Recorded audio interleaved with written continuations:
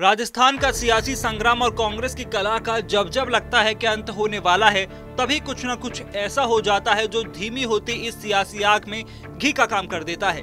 2018 CM के नाम पर विवाद, 2020 में सरकार और संगठन से सचिन और उनके समर्थित विधायकों की बगावत, 2022 कांग्रेस के नए अध्यक्ष और फिर राजस्थान के नए सीएम पर विवाद। 2020 और 2022 की कहानी में एक चीज थोड़ा कमान कही जा सकती है कि इस विवाद में राजस्थान कांग्रेस के प्रभारी जरूर निशाने पर रहे।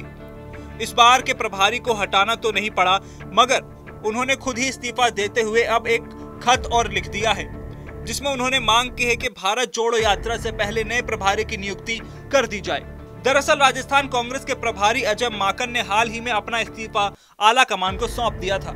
वैसे तो अजय माकन ने इस्तीफा कांग्रेस के नए कप्तान बने मल्लिकार्जुन खड़गे की ताजपोशी के बाद दिया था, लेकिन इसका पूरा कारण माना जाता है राजस्थान में 25 सितंबर को हाईकमान के भेजे गए पर्यवेक्षकों के साथ होने वाली विधायक दल की बैठक का विरोध, जिसका जिक्र अजय माकन ने अपने खत में भी किया है। दरअसल सितंबर महीने में जब कांग्रेस के नए अध्यक्ष की तलाश थी तो राजस्थान के सीएम अशोक गहलोत का नाम सबसे ऊपर था। अब सवाल था कि अशोक गहलोत अध्यक्ष बनेंगे तो राजस्थान का नया सीएम कौन होगा, जिसको लेकर हाईकमान ने अपने पर्यवेक्षकों की टीम जयपुर भेजी ताकि वो विधायकों का मन जान सकें, लेकिन ऐसा हो न सका। और फिर 25 सितंबर को हुए सियासी बवाल के बाद अजय माकन पर अशोक गहलोत खेमे ने सचिन पायलट को मुख्यमंत्री बनवाने के लिए विधायकों को लुभाने का आरोप लगा दिया था। मैं दूसरों के लिए नहीं कहता, मैं सिर्फ जनरल सेक्रेटरी इंचार्ज पे चार्ज लगा रहा हूँ। खड़गे साहब पे कोई चार्ज नहीं है। खड़गे साहब पे कोई चार्ज नहीं है। खड़गे साहब का कोई मुकाबला नहीं। वो तो बिल्कुल ईमानदार और निष्पक्ष आदमी है। आरोप लगा रहा हूँ। सवाल आगे सर ये है कि जो आरोप लगा रहे हैं उस पर आप चाहते हैं कि लीडरशिप उनके ऊपर भी कोई कार्रवाई करे, अजय माकन पर भी कार्रवाई करे? ये लीडरशिप का काम है तय करना। राजस्थान में कांग्रेस के विधायकों का भी मानना है कि पार्टी के प्रभारी अजय माकन को लेकर शुरुआत से ही राजस्थान के नेताओं में एकजुटता नहीं दिखी।